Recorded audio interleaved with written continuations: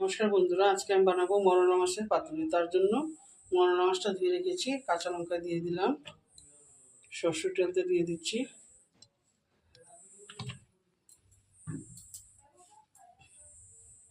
নুন পরিমাণ মতন দিয়ে দেবো,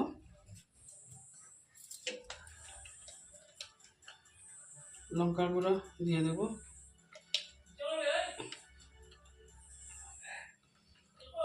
এক চামচ, হলুদের গুঁড়ো দিয়ে দেবো হাফ চামচ, আর শস্য বেটে রেখেছিলাম, শস্য আর পেঁয়াজ, লাল শস্য আর সাদা শস্য বেটে রেখেছিলাম দিয়ে, আর ওদিকে কড়াইটা বসিয়ে দিয়েছি। আর একটু তেল দিয়ে কড়াইটাকে চারিদিকে ঘুরিয়ে নেবেন, এরকম করে ঘুরিয়ে নেবেন। তারপরে মাছটাকে মাখবো সুন্দর করে, মেখে কড়াইয়ের মধ্যে দিয়ে দেবো, সুন্দর করে কড়াইয়ের মধ্যে দিয়ে দেবো,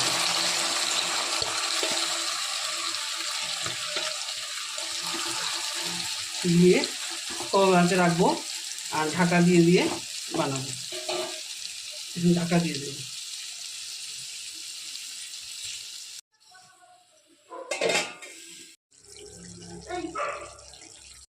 আমার পাতুরিটা হয়ে গেছে মরলা মাছের।